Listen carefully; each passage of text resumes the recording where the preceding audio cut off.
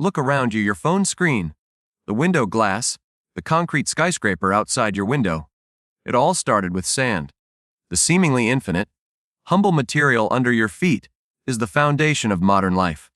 But here is the terrifying truth: the world is running out of construction-grade sand.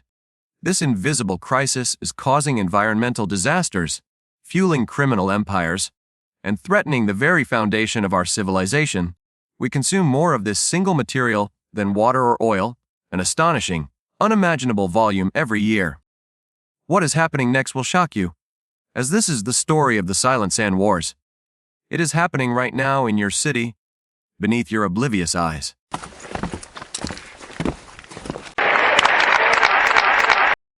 Your first question is probably, how can the world be running out of sand?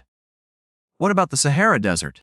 That's the paradox. Desert sand, rounded and smooth by wind erosion, is useless for concrete.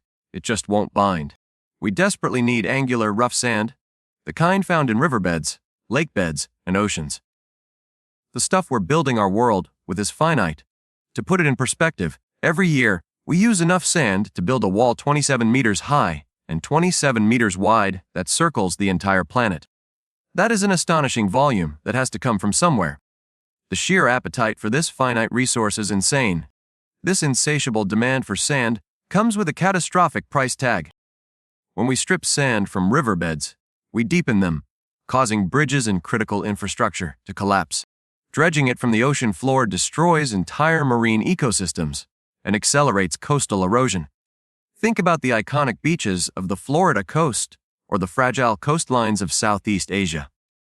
They are literally vanishing, piece by piece. The sand protecting them is being excavated to build new luxury high-rises in major metropolitan hubs. We are trading long-term ecological stability for short-term economic gain.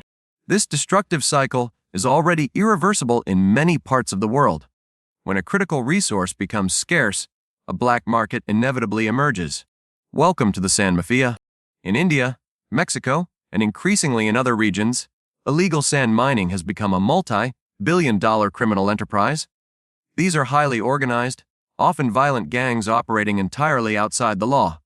They intimidate local populations, bribe officials, and sometimes resort to violence, even murder, to secure their territory. This is not just environmental damage. It is a profound geopolitical crisis rooted in corruption. The staggering profit margins make it nearly impossible for governments to effectively regulate the industry. Here is the line that should demand any government's attention: sand is becoming a matter of national security. Think about it.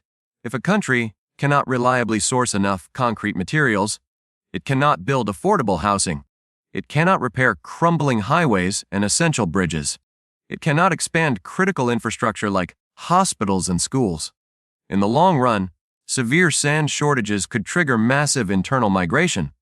This could lead to deep economic decline and even result in resource conflicts in densely populated areas. The stability of our cities, our economies, and our societies relies entirely on this silent, foundational material. The crisis is not limited to construction, but touches the heart of the digital age. There's a specialized sand, high-purity silica sand, that is the core ingredient for the entire technology sector. It is the raw material for the silicon chips in your computer and phone. It is also used in the fiber optics powering the internet and the solar panels driving the green energy revolution. As the world pushes toward a fully digital and renewable future, the competition for this ultra-pure sand is intensifying dramatically. If the supply chain for silica sand falters, the progress of artificial intelligence, 5G networks, and climate technology could all quickly grind to a halt. Some nations are already taking desperate, strategic measures to cope with the shortage. Indonesia and Malaysia have repeatedly banned sand exports to try and protect their rapidly eroding coastlines from further damage. Singapore, a city-state built almost entirely on imported sand for massive land reclamation, has spent billions on complex stockpiling. This is a clear sign of how seriously a future without sand is viewed at the national policy level.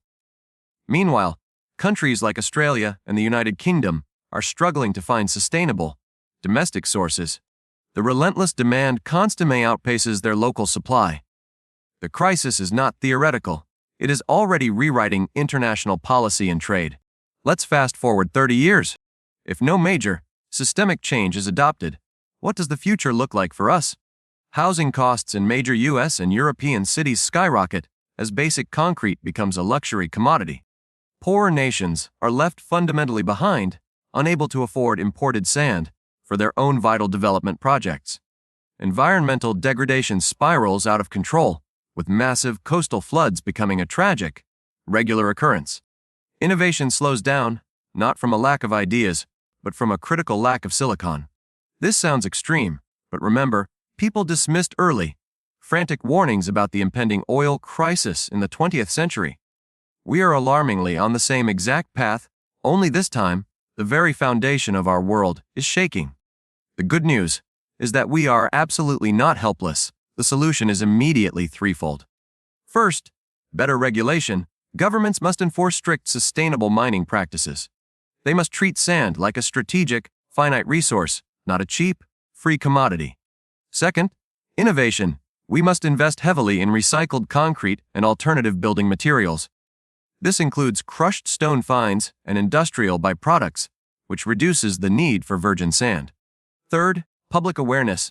We need an urgent, global shift in perception.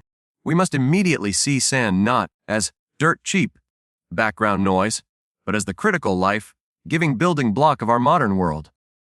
Once we truly appreciate its profound value, the incentive to protect it changes everything for the better. Sand is not a flashy, glamorous resource. It does not have the geopolitical drama of oil or the emotional pull of fresh water.